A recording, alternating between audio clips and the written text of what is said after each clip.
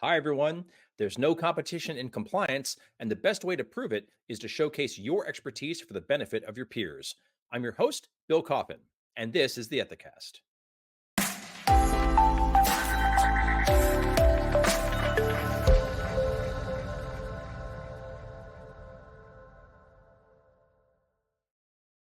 It's been a pretty eventful year for us here at the Ethicast.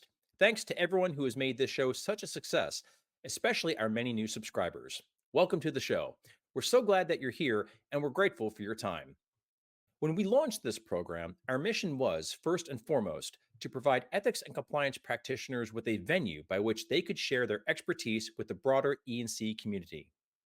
Whether it's talking about an innovative new program, policy, or procedure, highlighting trends worth watching, sharing ways to build a better culture of integrity, we've had guests from all over join us to share their insights. But as we're fond of saying, there's no competition in compliance. But as we've also noted, it can be lonely in this field. Despite its inherently beneficial impact, ethics and compliance can be the kind of function that doesn't get as much love as it deserves. That's why we are so enthusiastic about showcasing this field's incredible thought leaders and subject matter experts.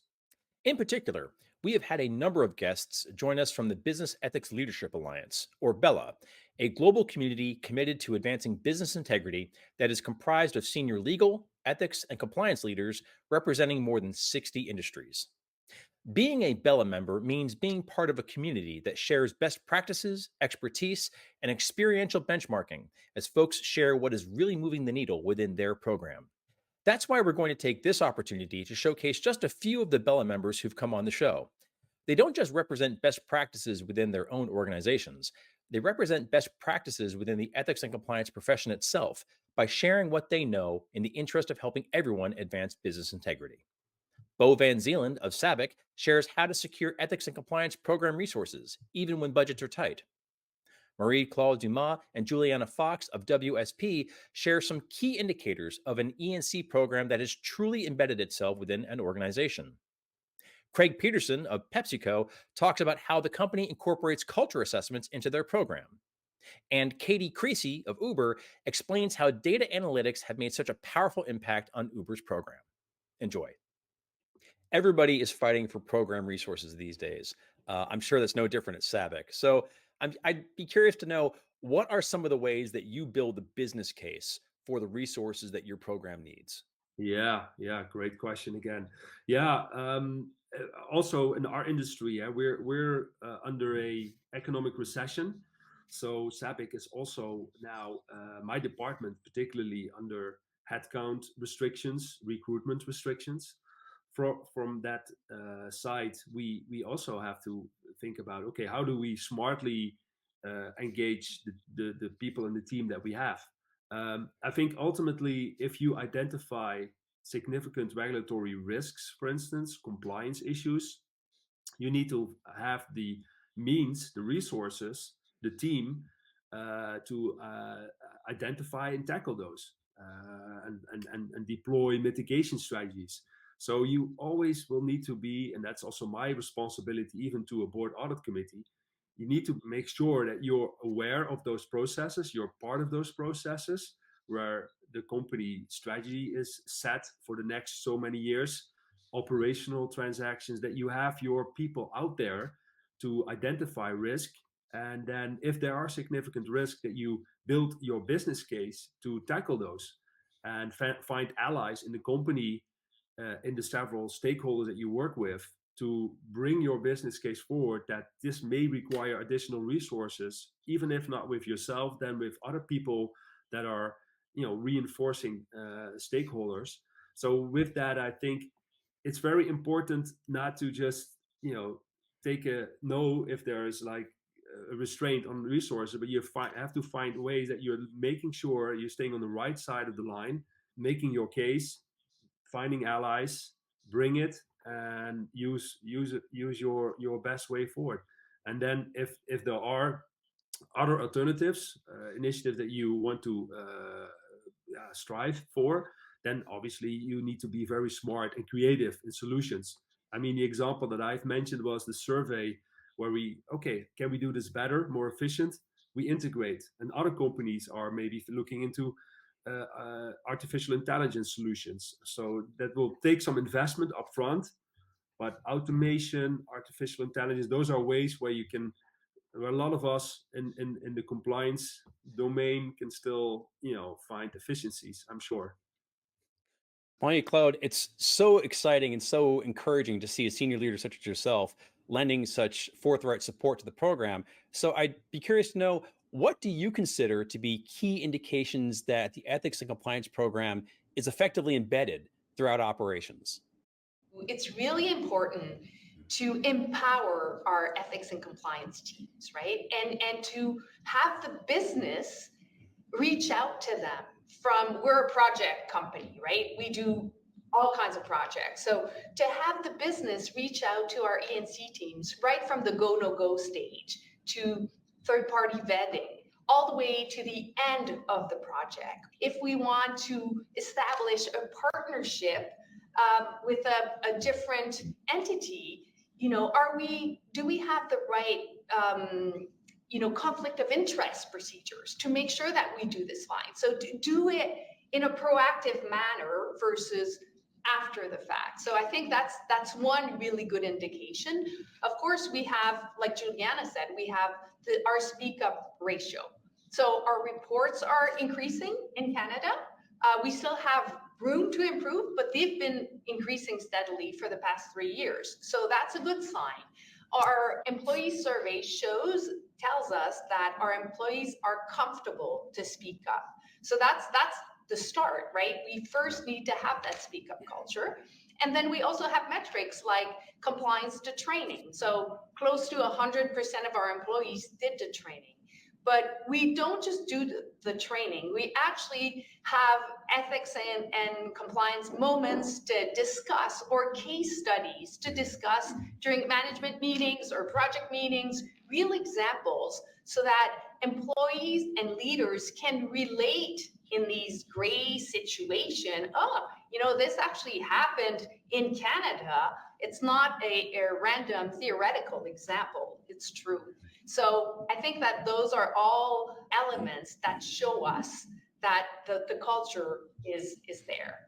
As a leader, I use every occasion that I can. I think every time I speak to employees, I speak about safety and ethics and compliance all the time. I always say these are two values we will never compromise on, and it's true. So I think it's about living it and leading by example. Juliana, how would you describe the mission, vision, and values of your organization's ethics and compliance program? The mission, vision, and values was something that we've had in place for a few years now, and it really aligned with what our brand stands for. Placing ethics at the center of what we do is one of our brand's core principles, and we've really embraced that as an ethics and compliance team to become our mission. So that is our mission. Our vision, and this is something that we've really worked hard towards, is again not to be perceived as a controls function. Part of our function is to implement controls and monitor controls and make sure they're complied with. But another part of our function is strategic advisor and core business function.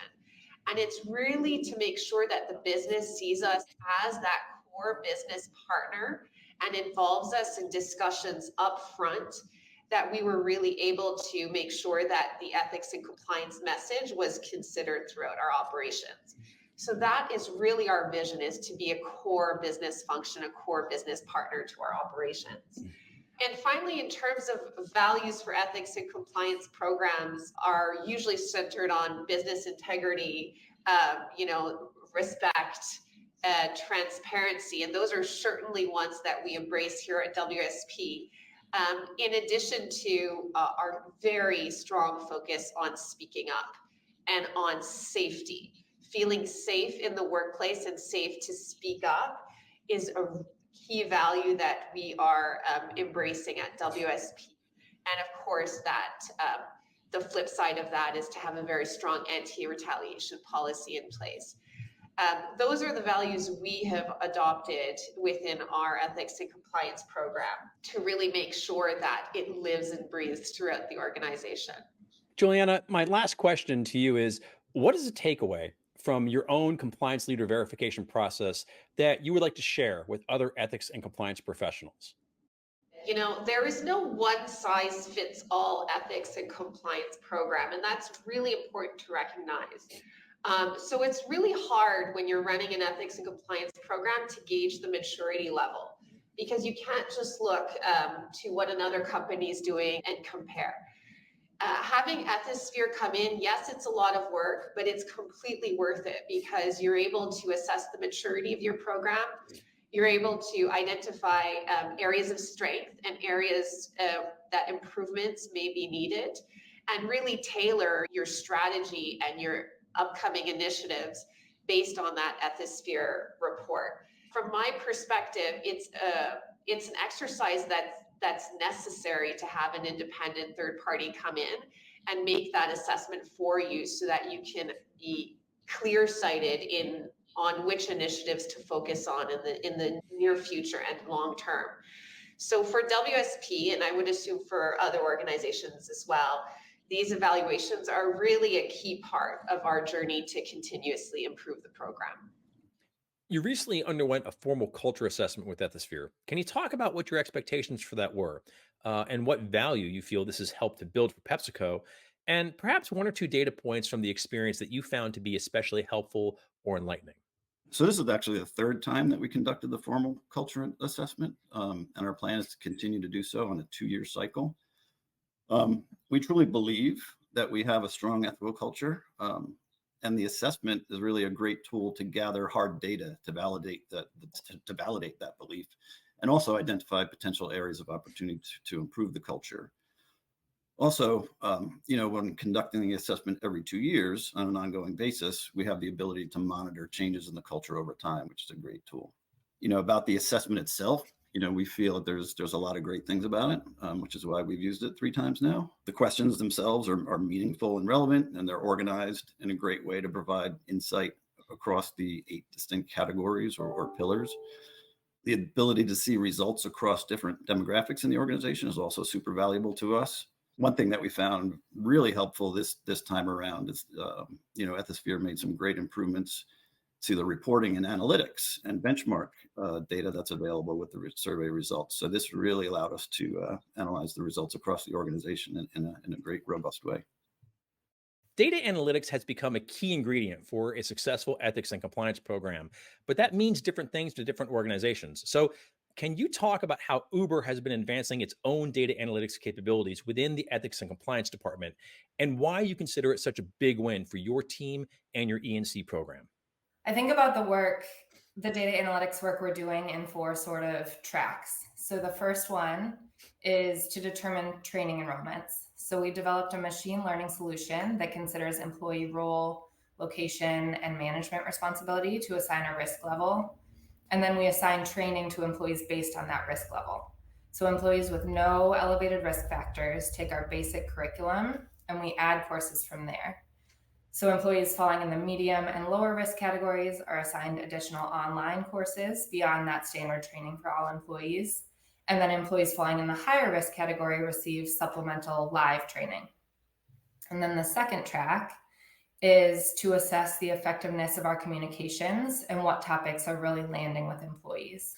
So we do that by tracking which policies and resources are being accessed by relevant employees, as well as by tracking click-throughs on our various employee communications so we can see really what's working and what isn't. And then the third track is our financial transaction monitoring for anti-bribery and anti-corruption risks. So we built a customized ABAC data analytics and financial transaction monitoring program using the EY virtual platform. This new monitoring program has a bunch of enhanced features, including the ability to assess risks related to third-party spending and travel and entertainment expenses. That includes business courtesies, government-related expenditures, etc. And then the fourth track is to assess employee proficiency with our topics. So we've customized our key training courses to allow us to move beyond that completion rate as the traditional sign of proficiency and really evaluate learner competency on each topic as well. So each question throughout a course is mapped to a topic area. And then we look at both the question level to see whether certain questions might be confusing or need some tweaking. And then we look at the topic level to see which topics employees understand the best and which ones might need some work. So as part of that fourth track, we built a dashboard that shows training completions. So whether they're comprehending the key topics in our courses. It shows training proficiency. So whether they're comprehending those key topics. It shows disclosures. So whether they're actually taking action on what they've just learned and they've actually disclosed their conflicts of interest, their business courtesies, all those things. And then it includes the results of our ethics and compliance questions that we include in our all employee pulse survey. So that has topics like helpline awareness and comfort using the helpline. And that dashboard is filterable by business unit and location to give us tailored data on different teams. So for example, and this is completely hypothetical, say we have an opportunity to present at our marketing team's all hands. We go to the dashboard and we see that the marketing team has a better than the global baseline training completion rate, but they're well below the global proficiency in understanding what a conflict of interest is. Nobody from that team has ever disclosed a conflict of interest to us. And their survey scores on helpline awareness are lower than the global benchmark, especially in Canada, for example. So looking at all of that and piecing it together, this team may benefit from targeted awareness efforts on conflicts of interest and for the integrity helpline, especially in Canada. And then we've aligned our team so that each line of business has an ethics and compliance point of contact to engage and help deliver targeted awareness comms to the right audiences. So all of this is a huge win for Uber, not only because data analytics is increasingly becoming just a baseline expectation for effective compliance programs, but also because these types of analytics allow us to identify for leadership where our actual risks and hotspots lie, which of course leads to better resource allocation and prioritization. We welcome all ethics and compliance leaders to join us on the show. But if you are part of the BELA community, we especially want to hear from you. If you have a program, policy, or procedure that you're especially proud of, or that you think is something your peers might be interested to hear about, please drop us a line.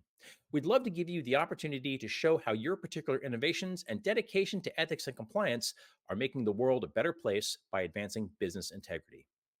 Reach out directly to bill.coffin@ethisphere.com to share any ideas you may have, and we'll be happy to connect with you to discuss how best to tell your story. There's no fee, there's no risk, and there's no reason not to share your expertise.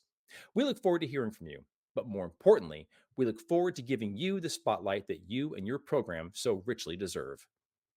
If all this talk about BELA has you wondering what you might be missing, please visit ethisphere.com/BELA to request guest access to the BELA Member Resource Hub and to speak with a BELA Engagement Director.